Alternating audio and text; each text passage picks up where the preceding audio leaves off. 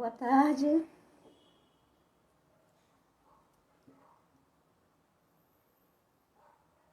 Boa tarde a todos. Vamos começar a nossa live, esperando só a Nádia Taquari entrar. Bem-vindos ao nosso programa de arte contemporânea em pauta, Museu Carlos Costa Pinto. Nossa convidada de hoje é Nádia Taquari. Aguardando só a Nádia entrar. Entrou agora. Pronto.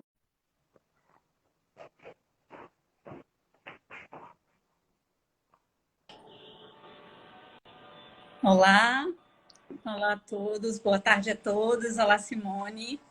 Olá, Nádia, seja bem-vinda. Obrigada por aceitar nosso convite aqui do Museu Carlos Costa Pinto. Muito obrigada, é uma honra para mim, é um convite que, enfim, que é uma alegria, né? A gente poder estar se vendo e a gente estar juntos, assim, em plena pandemia.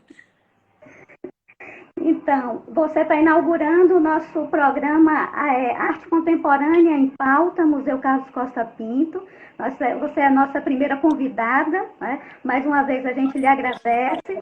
E para esclarecer para o nosso público de hoje, o convite é um convite muito especial para nós do Museu Carlos Costa Pinto, porque a sua primeira exposição foi no Museu Carlos Costa Pinto, né? Então, é um prazer, é uma honra para a gente, né? Para mim Começar. também.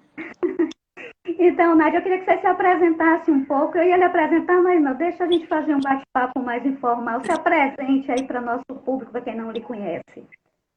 Sim, então, vou começar primeiro pedindo uma bênção, né, a todos que me acompanharam nessa trajetória, os que vieram antes de mim, os ancestrais, né, a bênção aos orixás, a bênção aos caminhos, né, que foram dados. E agradecer esse convite muito especial do museu, é um prazer estar abrindo esse programa, né, falar um pouco dessa importante relação minha com o museu. E eu sou Nádia Taquari, artista plástica, que estou dentro das artes plásticas como artista afro-brasileira, que vem contar um pouquinho aqui da minha história. Pois é, Nádia. Então, a gente vai conversar, vamos partir de alguns referenciais, né, que você mesmo cita na sua trajetória, né? Primeiro, um livro, uma publicação do museu, que é o Círculo das Contas. Sim, o primeiro livro que eu li.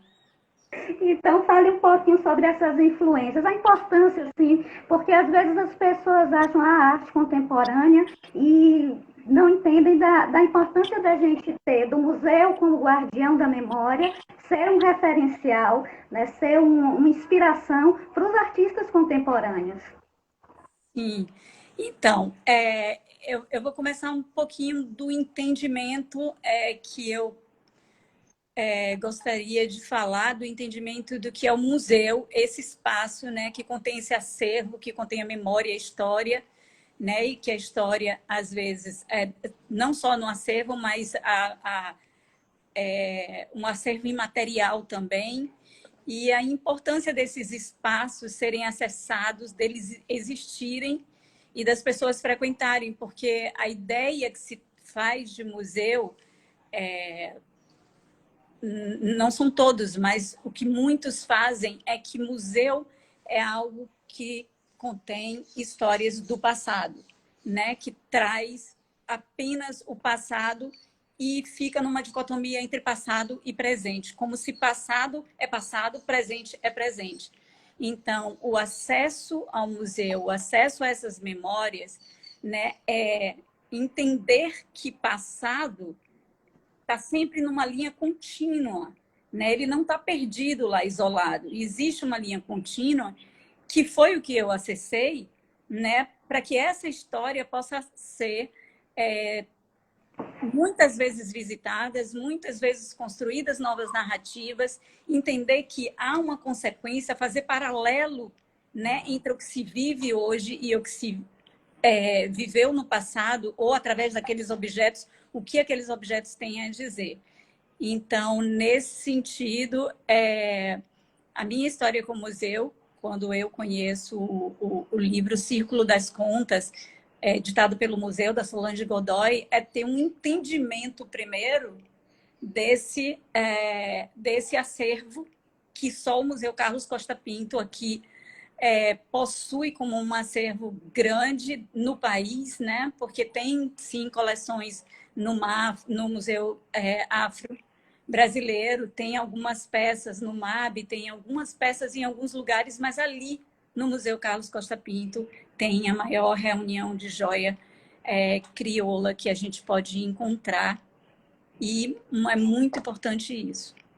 São 130 joias em ouro e 27 pencas de balangandãs. É a maior coleção de joias crioulas em museus. Então, Isso é muito um dos importante. nossos referenciais, realmente. A gente tem muito orgulho, o museu tem muito orgulho de ter esse acervo, porque é um acervo que reflete, né, a história, né, a história de mulheres que conseguiram, mulheres negras, e que conseguiram não só a sua liberdade, como conseguiram uma ascensão, um papel de preponderância dentro de uma sociedade escravocrata, sexista, enfim, tudo de preconceito que a gente pense é pouco, né, numa estrutura que não foi pensada para elas, e elas conseguem não só a liberdade, como uma posição de destaque econômica e social. Então, essas joias são de poder e liberdade.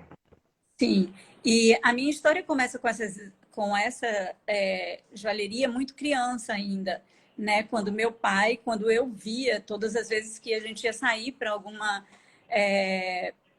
cerimônia e que a gente ele colocava em mim joias que eu achava que, enfim, ninguém tinha, porque que eu tinha joias com uma estética tão diferente das outras joias? Por que passavam 3 voltas no meu pescoço e porque tinha que ter em cada volta que passava não sei quantos pingentes, e tanto tinha uma relação de curiosidade em relação a isso, porque eu não tinha para vender, não era isso que as minhas colegas usavam, não era isso que eu via nas ruas. Então, por que essa joalheria?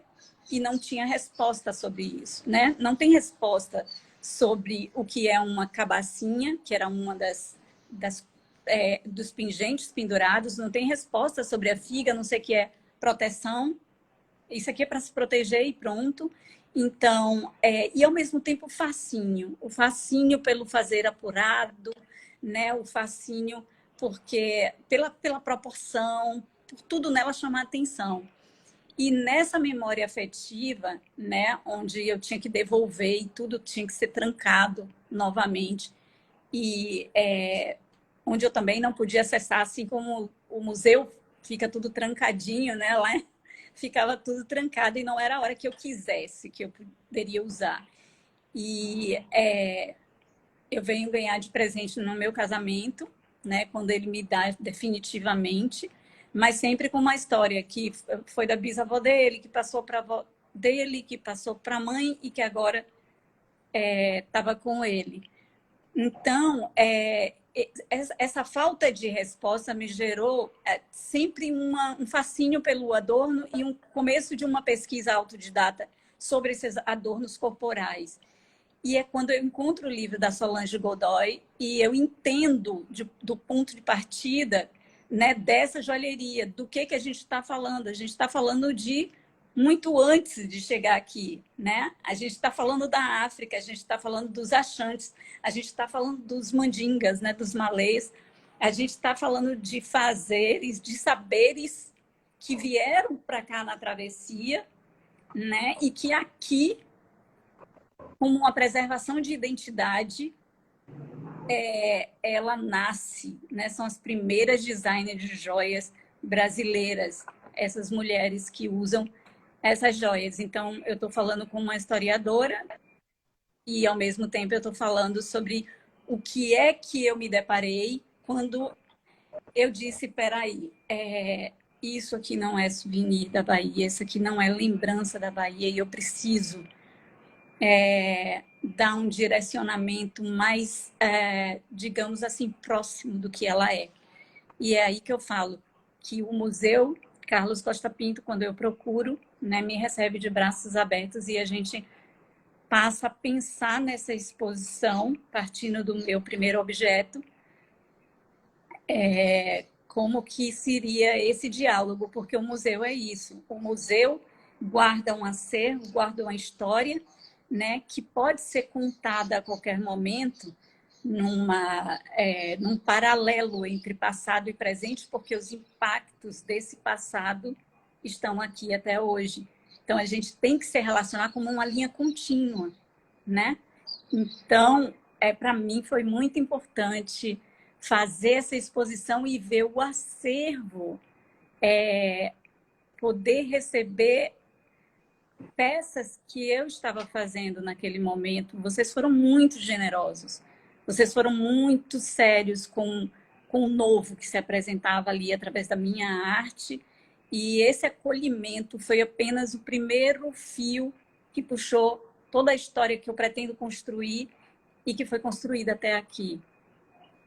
Na verdade, é o papel do museu, né, Nádia? É acolher a todos, né? Diferentes, né? E diferentes anseios. Então, não é só ser o guardião e trancar as coisas. Não, uma das funções do museu é comunicar, é tornar acessível essas joias, claro, dentro dos critérios técnicos e tudo, mas tornar isso, disponibilizar para o público e para as pesquisas, para as criações artísticas.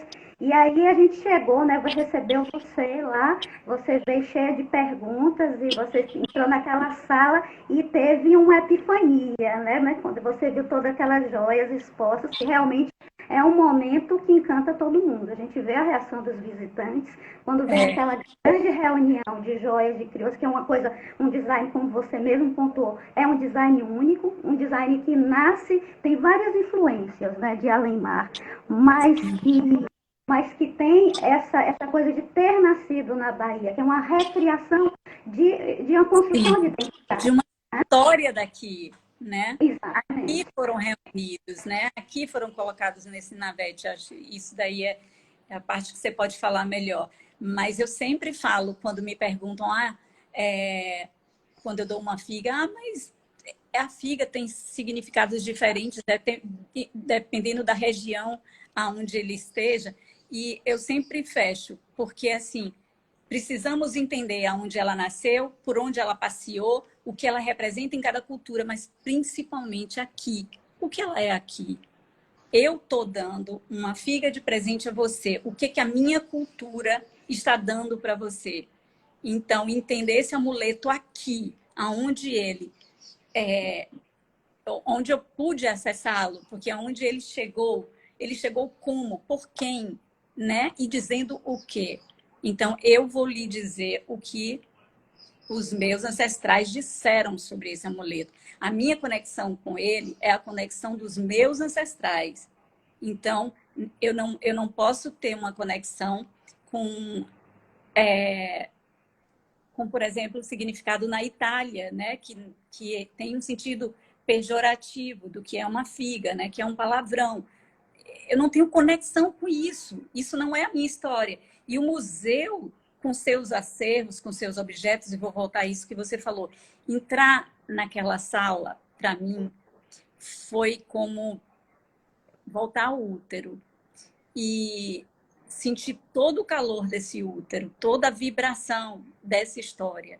É como se a história que foi lida, que foi ouvida e que foi até vivida na minha infância, como se ela ganhasse uma proporção diante dos objetos de entendimento por muitas outras vias que não só a intelectual, entendeu? Que não só a emocional, mas é uma compreensão numa dimensão maior.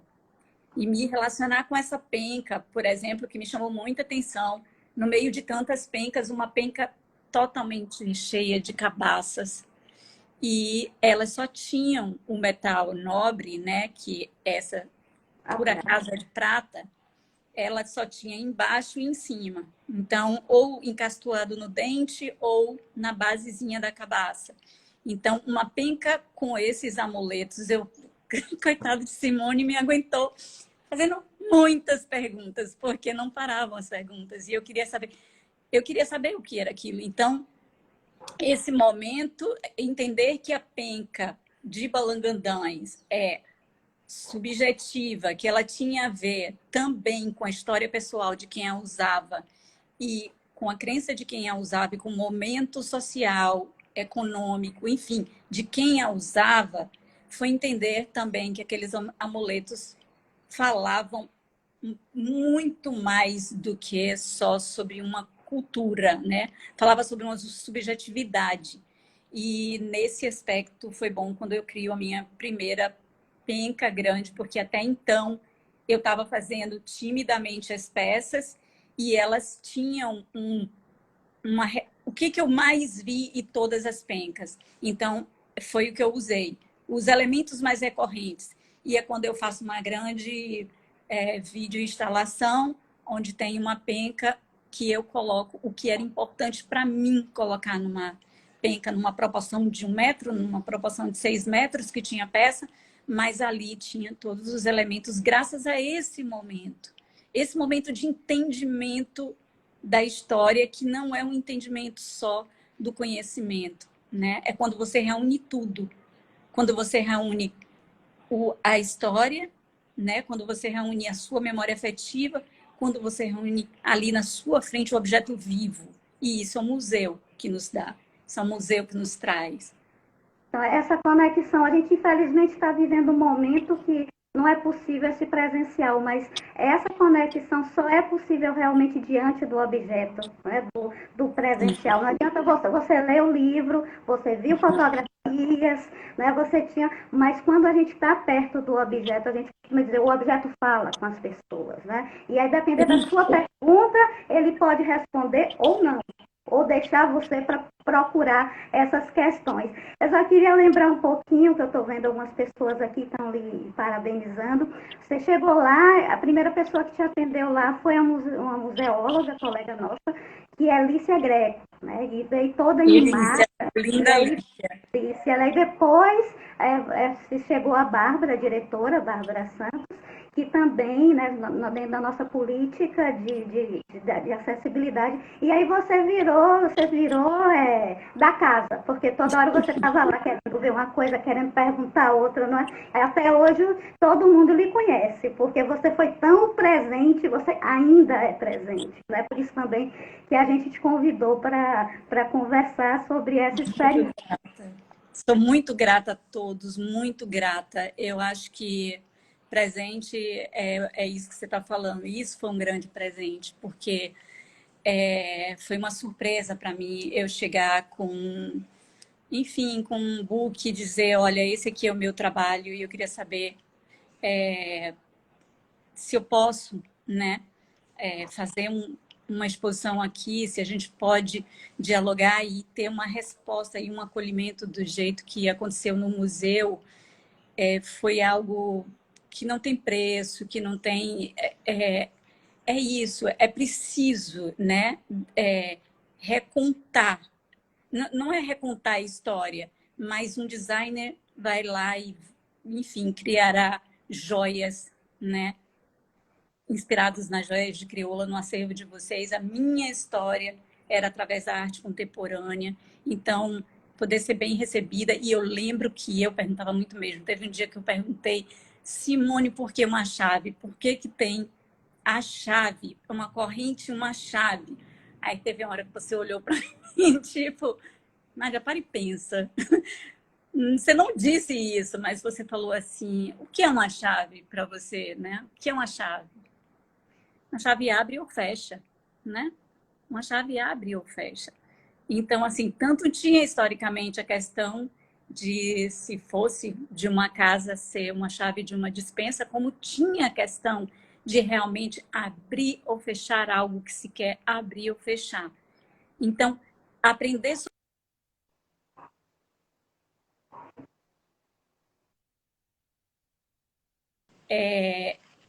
era enraizar, né? Era mergulhar. E esse mergulho profundo foi possível através dessa magnitude, como você está falando. No livro, você sabe da história. Falar de empoderamento, por exemplo, feminino, porque essas joias estão relacionadas com essa mão, né, empreendedora feminina, né, com essa luta o tempo inteiro em resistir, né, em trazer identidade, em poder trazer através dessas joias distinção, né, numa sociedade numa sociedade escravocrata, né, onde estava tudo contra, é muito difícil. E você entrar e você conseguir ver esse acervo, você tem noção desse empoderamento.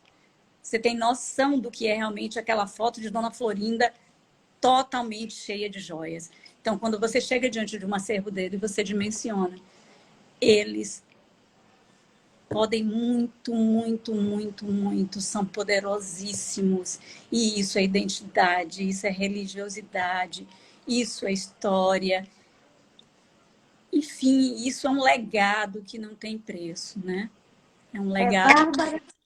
Bárbara e a conselheira Rosina estão pontuando justamente isso, essa energia forte. E essa energia que fluiu para você, que falou com você, né? E que desencadeou a sua primeira exposição lá no museu, que a gente tem aqui o catálogo, né? Espero que vocês estejam vendo direito. A Bahia tem Nádia Taquari, a sua primeira exposição. Então, fale um pouquinho sobre essa experiência, Nádia. Essa sua primeira exposição se lançar, né, no Museu Carlos Costa Pinto. Então, essa exposição para mim foi uma das maiores alegrias, porque foi quando eu entendo que eu queria produzir algo a partir da joia de crioula, né? Eu entendo que eu procuro esses artesãos, esses ourives, e eles estão diluídos em poucos e com uma dificuldade enorme de pessoas para trabalhar, porque era um ofício que passava de avô para filho, de filho para neto, e a nova geração não queria mais fazer. Então, eu entendo que tudo estava se perdendo e se transformando em souvenir. E é quando eu crio essa primeira peça, né, para mim, né, para mim, e essa peça passa a ganhar essa proporção de obra de arte e de design, e começa então, a primeira foi a Berê, essa é a Tranças, porque tem a ver com essas tensões, com esses conflitos, com esse rechelier que tem no castão, que tem a ver com a indumentária, né? com a roupa, né? que não era só uma questão das joias, também tinha toda uma indumentária que correspondia a esse status e a esse poder dessas mulheres pretas alforriadas ou que se reuniram, né, para alforriar muitas, o percentual de mulheres alforriadas, apesar das mulheres escravizadas serem em número menor, as alforriadas são em número maior, e vem muito desse poder. Então, eu queria trazer essa história para cada detalhe dentro dessa obra. E fazer essa exposição no museu foi um sonho, porque foi quando eu vejo o acervo do museu dialogar, né, com essas obras numa sala onde passado e presente conviviam como se o tempo não existisse. Foi emocionante. Eu estou emocionada agora de lembrar. Então, para mim, é muito especial. Então, sua trajetória fica bem claro para a gente que é um resgate, né, um resgate afetivo, um resgate de memórias, um resgate, enfim, de identidade, né, Nádia? Você trabalha muito isso, acho que a força da sua obra até hoje. A gente vai mostrar outras fases suas, mas como é que você não sempre está, né? Esse não saiu e nem sairá, né? Porque vocês foram apenas o baú que eu abri. Na hora que eu abri esse baú, né, eu não canso de puxar fios, né? E tem muito, muito fio ainda nesse baú para vir, né? Furacão. Dá para ver um pouquinho. Isso, As essas filhas. filhas, elas já trazem essa questão da indumentária, né? E o furacão é porque eu não via, mesmo no mercado modelo, em lugar nenhum, eu não via essa relação com a penca de balangandãs em ouro, que se você... que eu convido a que entrem na sala, né, da Joia de Crioula, entrem no museu como um todo e parem nessa sala, parem um pouco diante disso.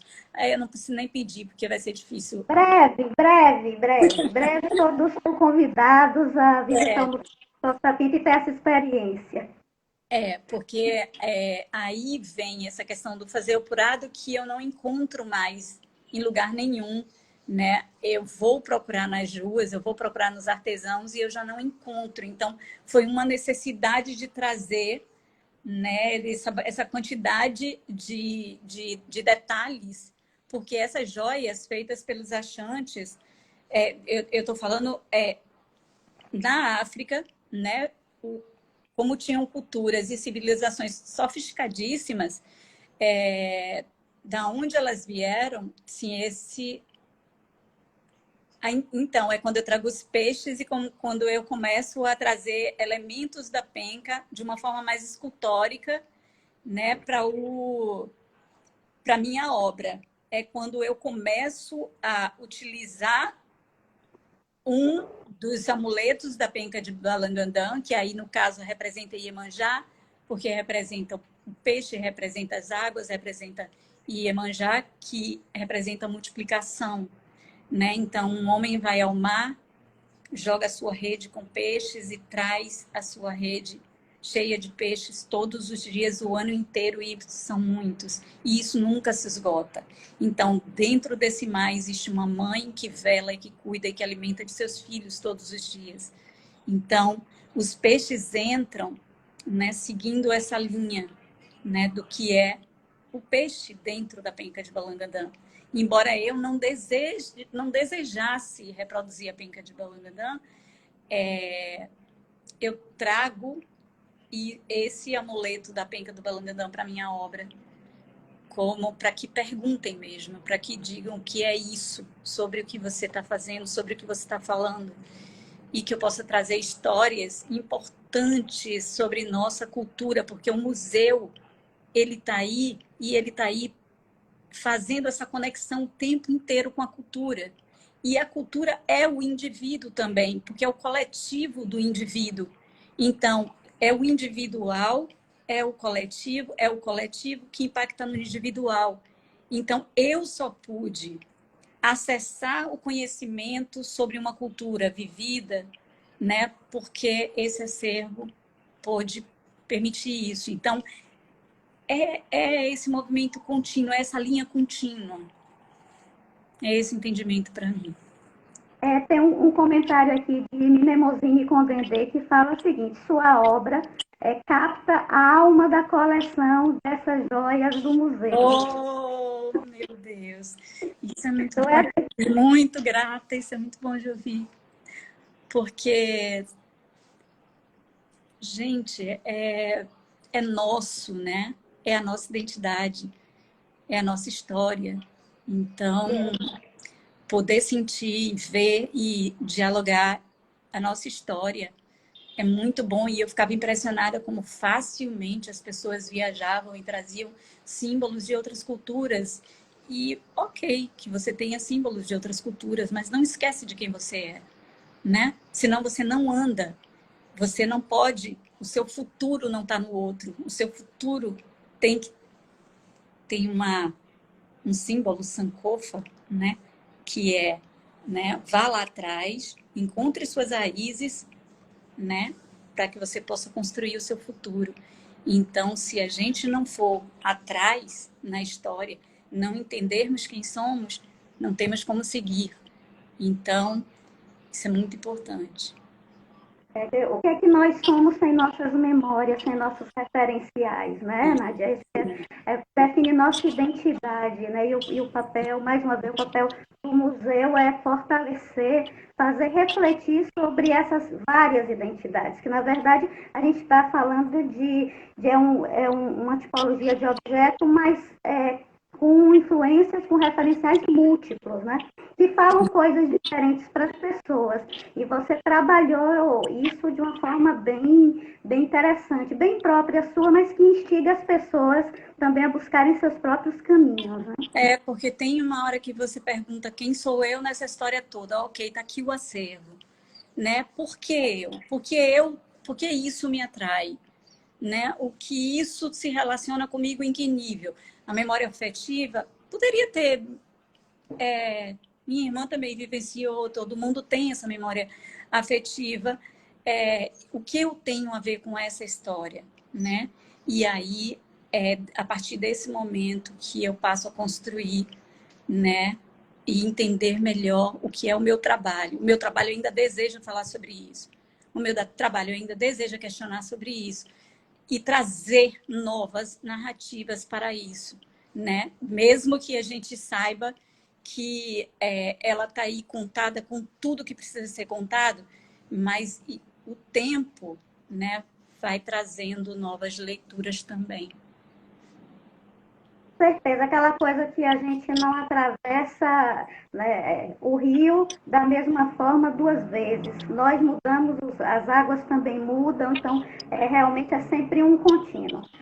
Mas a Nádia fez em 2011 essa sua primeira exposição no Museu Carlos Costa Pinto e acreditou realmente que era um artista, porque ainda tinha aquela insegurança natural. Porque nem eu sabia, nem ninguém sabia definir, falavam a designer Nádia Taquari, a artista Nádia Taquari, porque era tão novo ter a joalheria dentro de uma peça e era novo para todo mundo, era novo para mim, era novo para todo mundo que estava recebendo, né, essa peça. E essa construção foi assim. Foi muito bom quando, enfim, teve um lugar onde eu pude entender melhor. E é isso, a caminhada é essa. É cada dia entender mais um pouquinho. Criou coragem e se lançou para o mundo, né? Então, seguiu para uma exposição no MAB, não é? No MAB, a puxada de rede. Aí a puxada de rede, que vem também dessa minha infância na beira do mar, onde as redes eram o tempo inteiro, né? Remendadas era o termo, mas recozidas, né? Refeitas, porque o peixe furava. Então tinha sempre aqueles homens cozendo a rede que iriam pescar. E aí, claro, como filha de Iemanjá que sou, né? Trago ela com 84 peixes de prata nos 17 metros de rede, feito conta por conta, formando os losangos que eu tanto via aqueles homens formarem, né? Então, aquela repetição ficou muito na minha memória, e repetir isso nessa obra foi uma cura, porque além dela ser muito longa, tinha um barco, né, de Seu Xagaxá, um barco daqui, que navegava aqui no Rio Paraguaçu, que eu trago para instalação. E essa aqui, Nádia? Essa Abre Caminhos, ela era a entrada da exposição no Museu Carlos Costa Pinto, né?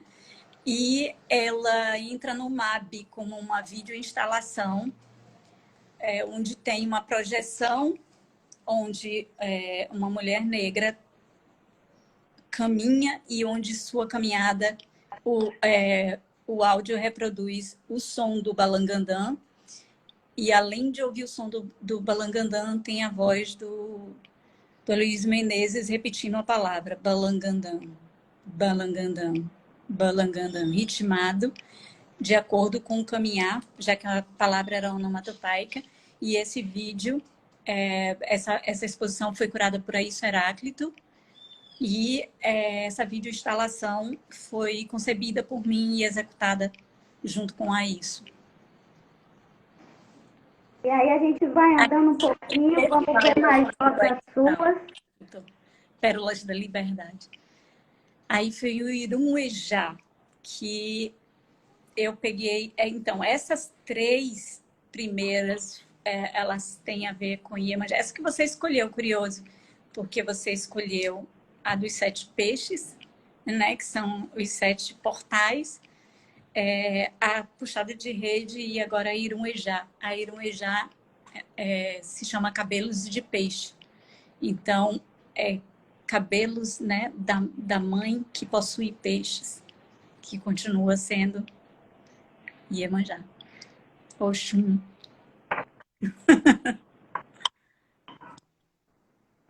Aí já a instalação Oriki. Como a minha pesquisa sempre foi em torno dos adornos corporais, né, tantos de povos africanos, e essa relação com a joalheria afro-brasileira, a importância, como era importante lá, como é importante aqui, né, o que essas joias representavam a partir do momento que elas eram usadas. Então, lá e cá. E aí entra a instalação Oriki.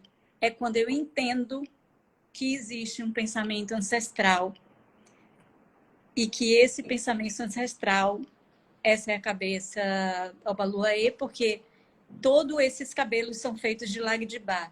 E Lagdibá é um dos adereços dos filhos do Orixá Omolu dentro do candomblé.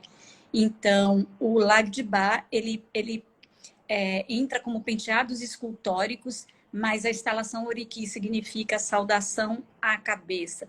Nesse caso, além de Oriki serem cantigas e rezas, né, para a cabeça, no meu caso, saudação à cabeça significa saudação a esse pensamento ancestral, né, que me deixou esse legado e que me conecta com esse legado e que me permitiu caminhar até aqui. Então, é uma parede com 18 cabeças, onde todas elas são feitas de IP centenários de casas coloniais e que um dia foram casas coloniais e que hoje são os oriquis com seus penteados. Estou mandando um pouquinho. Yansan, porque hoje é quarta-feira, hoje é Yansan. Aí já é da série Dinka e Orixás, que eu continuo nos fios de contas sagrados e já vou para as joias do Axé. E as joias do Axé já são joias, né, que são feitas pelos fios de contas do orixá, e é como o orixá chega até a mim como um elemento cor e forma. São os ventos aí. Yansan, né, é o ar que respiramos, né, é o vento, enfim. O fato de falar de adornos vai estar sempre presente e a joalheria vai estar sempre, de alguma forma, dentro da minha poética, porque é daí que nasce. Ainda da mesma série, né, Nádia? Sim, os peixinhos de Iemanjá, a forma de útero, né? Essa cabeça é a forma de útero, que é o grande útero, é a grande mãe Iemanjá, onde o espelho está virado e é por onde ela olha todos os seus filhos, porque o espelho de Iemanjá não é para refletir a ela, não é para ela se belezar, é para que ela enxergue a humanidade, para que ela enxergue os seus filhos. E o que é orixá? Orixá são elementos da natureza, né? Para o povo iorubano, essa união, isso nunca foi separado, espírito de corpo, né? E esses deuses estão, essas divindades estão no mar, no vento, né? No raio, na lama. Então, é isso. Iemanjá são as águas abundantes. E Oxum são os rios de água doce, sem onda, né? Então, cada divindade dessa é um elemento da natureza que devemos comungar com isso, e perdemos isso, essa comunhão com a natureza. E o candomblé traz isso de uma forma linda, né? Você comungar com a natureza, você se unir a ela.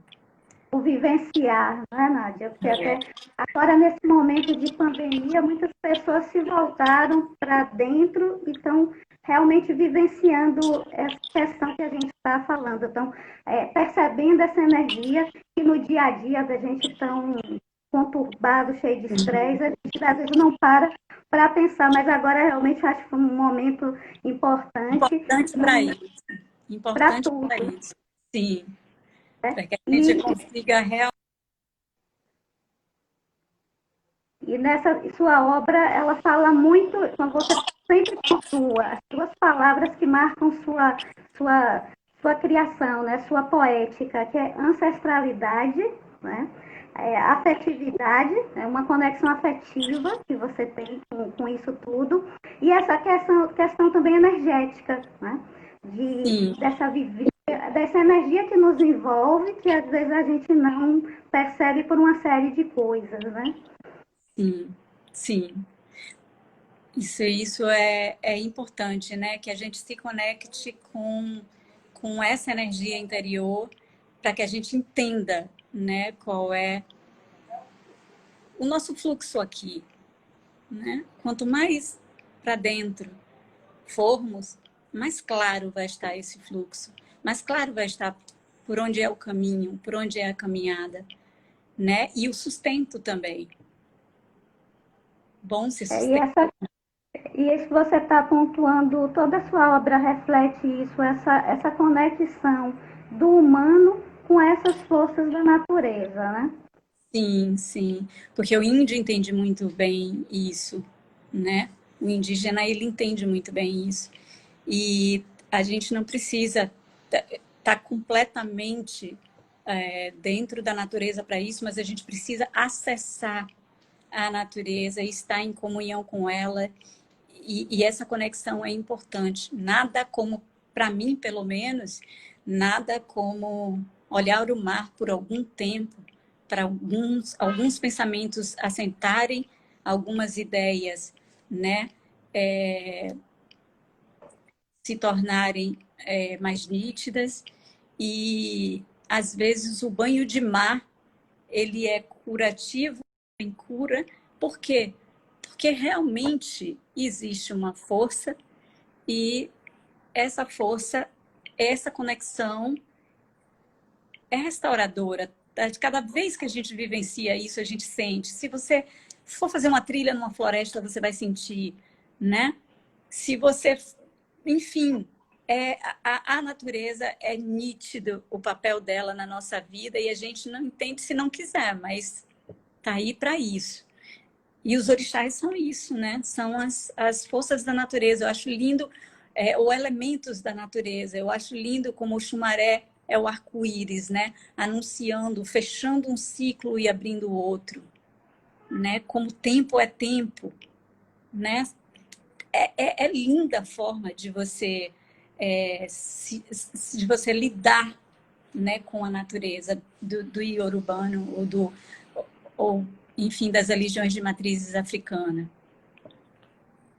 Rosângela Cordaro está parabenizando o seu trabalho. Disse que ela admira muito seu trabalho e que é muito cheio de energia, Nádia. Ela é querida, é uma mulher maravilhosa, linda, já viajou muito pela África e tem assim uma pousada mais charmosa de cachoeira. É linda, a pousada dela é maravilhosa. Já fiquei algumas vezes e beijos, Rosângela. Muito bom você estar aqui. Aqui nos acompanhando nesse seu diálogo, contando um pouquinho dessa sua trajetória.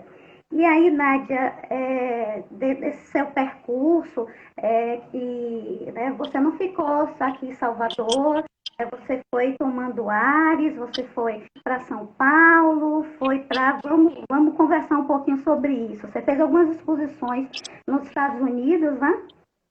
Nos Estados Unidos eu participei no museu, no Fowler Museum, do Axé Bahia. Eu participei agora de uma experiência na Baker House, que foi uma experiência pelo The 55 Project, onde eu fiquei em residência artística durante 3 semanas e produzi a instalação Oriki, num diálogo com Brasil e Miami. uma vivência do que seria um encontro sobre essas duas culturas, a afro-brasileira e a afro-americana. E aí, essa peça que você mostrou, essa cabeça com os penteados escultóricos, né, com os fios de lag de bar, elas ganham cabeças produzidas lá para poder compor a instalação Oriki junto com as cabeças produzidas aqui.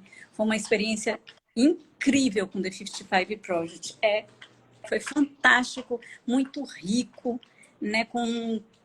Enfim, com uma intensidade no diálogo com outros artistas, em conhecer o trabalho de outros artistas também afro-americanos, entender um pouco como questões que são questões pertinentes lá e cá, né, que são questões relacionadas às diásporas africanas, onde elas se encontram, né, e onde elas ainda são distintas porque são culturas diferentes, mesmo históricas. Tem uma pessoa, eu não consegui entender o nome, mas ela fez uma questão muito interessante para a gente refletir. Como perceber a relação entre espiritualidade e arte? Então, como perceber a relação entre espiritualidade e arte? E como você percebe isso em sua obra? Sua obra é puramente isso, né? Então, é isso que eu ia responder. Eu não sei como responder essa pergunta a ela.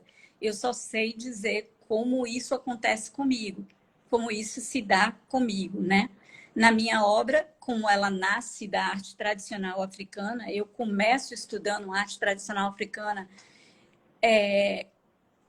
como o meu nascimento não separa o homem de espírito, não tem como você fazer esse mergulho e separar, porque eu não posso separar o que nunca foi separado. Então, como minha arte vem da arte africana, ela é uma arte afro-brasileira, e por ser uma arte afro-brasileira, eu vou ter que entrar em questões sobre religiosidade, sobre conexões espirituais. Não tem como eu fugir disso. Então, na minha obra, tudo está interligado, tudo está alinhavado. Então, a partir do momento que a instalação Oriki nasce com essa consciência de que existe um pensamento ancestral, de que existe sim, né, uma questão ligada à história, mas ligada à religiosidade, isso nunca mais se separou dentro da minha obra. Então, a minha vivência no início, eu começar sem saber o quanto de religiosidade eu estava trazendo para dentro da obra e rapidinho ter que aprender. Então, foi assim, como assim, né? Do que é isso? Quando eu criei o mundo, eu criei uma esfera de ferro, né? Que foi de uma antiga navegação marítima, e essa esfera de ferro, já com ostras e bem enfim, já toda bem enferrujada, eu crio um topo onde vários búzios, né, cobrem esse topo que seria o mundo, e eu coloco uma palha como se fosse uma alça formando uma cabaça. E eu ouvia o tempo inteiro as pessoas falarem: que lindo a sua tradução, né, do mito iorubano para a criação do mundo. Que lindo essa tradução. E aí, quando ela veio muito intuitivamente, tudo isso. E quando eu leio o mito está todo ali. Então, o mundo é uma grande cabaça onde rios e oceanos, né, desaguam, e o mundo começa. No topo, a grande mãe, que é Iemanjá, representada pelos búzios, que tem a ver com o mito, um dos mitos, né, porque são muitos os mitos, mas em um dos mitos é quando ela, vendo uma desigualdade muito grande no reino de Oió, começa a depositar na beira do mar com as suas ondas, búzios, que era a moeda na época. E ela consegue prover os seus filhos, né, dando a todos o mesmo direito. E no centro está o Baluaê, o filho que Nanã coloca nas águas porque nasceu com escaras, e Iemanjá cura, cria e dá a ele a responsabilidade, e ele recebe do Orum, né? Em alguns mitos ele recebe, né, de Olodumare a função de cuidar do homem desde a sua entrada à sua saída. E é o orixá ligado a esse equilíbrio de doença e cura. Então, o mito estava todo ali. E eu tive que urgentemente começar a entender do que cada elemento dentro da minha obra falava. Então, a história que começa com as joias de crioula, ela não é uma história desassociada de religião. Não é religião porque religião perpassa pelo lugar de religação. E não houve nenhuma ruptura, hora nenhuma. Então, não é espiritualidade mesmo, né? espiritualidade. Então, assim, ali tinha religiosidade no sentido de que ali tinha um sagrado, naquelas joias de crioula também. Então, ela era pecúlio, ela era entesouramento, ela era luta, ela era resistência, ela era afirmação e ela era, sim, espiritualidade. Tinha a ver com espiritualidade. Então, isso nunca pôde sair. Ela não começou sem isso, ela não vai terminar sem isso. Tem uma pergunta de Jamile, da Madame Nauango, que ela está perguntando se tem algum país, entre todos da África, ou países, que mais lhe influenciaram nessa sua criação, nessa sua poética.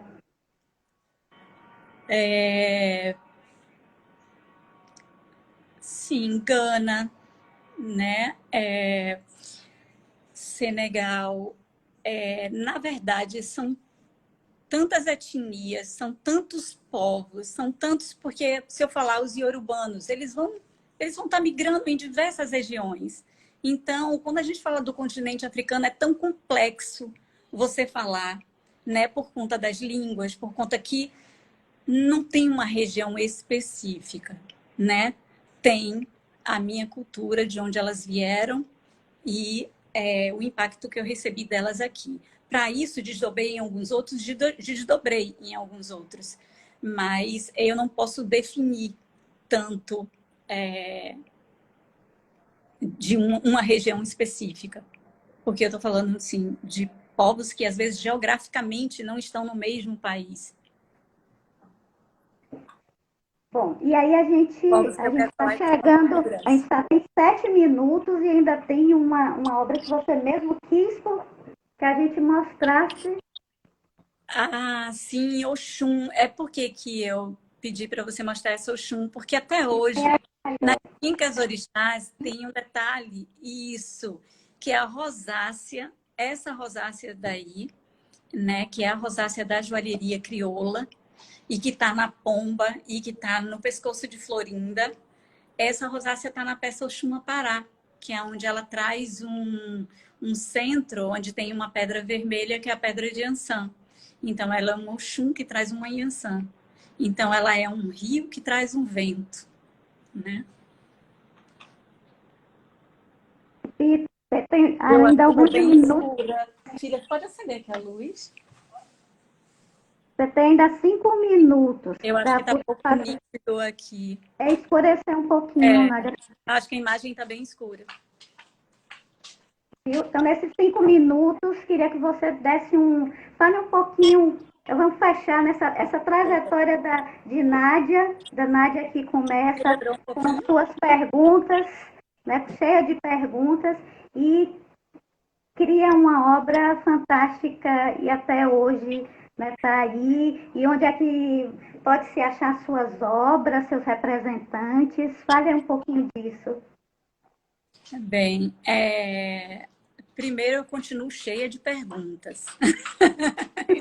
Isso não vai parar, né? Eu continuo ainda debruçada nas perguntas.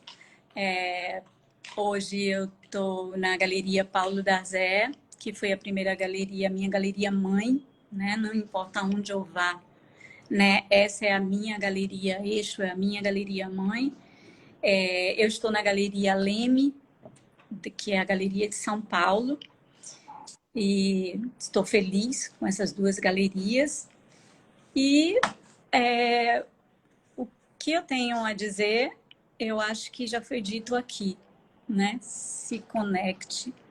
Eu sinto não ter respondido a pergunta da menina, porque eu não me sinto capaz de responder essa pergunta dela exatamente. Mas essas respostas, elas estão mais internas, às vezes, do que externas. Às vezes eu procurei muito fora o que estava dentro. E poder até hoje aprender, ouvindo primeiro o que está dentro, sem me preocupar muito com o exterior, e depois indo para o exterior perguntar a quem é preciso e deixar o fluxo, né, seguir, eu acho que é uma coisa muito importante. Visitem museus assim que os museus abrirem. Isso é muito importante. Não é só um acervo perdido no tempo. Ali é a nossa própria história, é a nossa identidade, é a nossa cultura, é a nossa ligação, né? Hoje, impactos dessa história até hoje está no nosso presente. Entender que o museu é um lugar presente, vivo. Isso é o que eu tenho para dizer, além da minha gratidão por esse espaço, por esse momento com vocês, né? Pela minha caminhada, pela minha trajetória, o quanto vocês foram importantes nela e essa preservação desse acervo tão importante. Pois é, Gratidão a então, todos que estiveram aqui, eu não vi, porque eu não enxergo as letrinhas sem óculos. ela é muito pequeno, toda hora eu achei realmente é pequeno. Pois é. Nádia, a gente espera, quando isso tudo, né, passar, de certa forma, a gente reabrir, as pessoas visitarem, e uma exposição, Bárbara está falando, uma nova exposição com Nádia Taquari, retornando ao Museu Carlos Costa Pinto. Vai ser um prazer. Será Vamos programar muito isso. bom. Vamos sim. E um Vamos diálogo sim. presencial também, né? Porque aí você pode ver as pessoas. Você lembra quando eu fugia do diálogo presencial? Ainda fujo. Então, nós só temos a agradecer, agradecemos a todas as pessoas que estiveram aqui presentes e a você por receber e acolher nosso convite prontamente, né? Sem nem questionar. Como dizer não ao Costa Pinto, que é assim, não tem como, né? Tem coisas que a gente tem que entender a importância na vida da gente, porque senão a gente não caminha com tudo que a gente pode caminhar, né? E caminhar com vocês é caminhar com tudo que a gente pode caminhar. Na minha vida é caminhar com tudo que a gente pode caminhar. E a gente sempre está aberto para você. O Museu Carlos Costa Pinto sempre vai estar aberto para você e para todos os artistas. Então, Obrigada. obrigada a todos. Todos. Obrigada, Nádia. Obrigada a todos. E até a próxima. Né? Até a Nosso programa próxima. Arte Contemporânea vai continuar também com outros artistas. Breve a gente vai divulgar aqui no Instagram. E mais uma vez, obrigada, Nádia. Mais uma vez, obrigada a todos também. Mais uma vez, obrigada, Costa Pinto. Um beijo Então, grande. beijão. Tchau.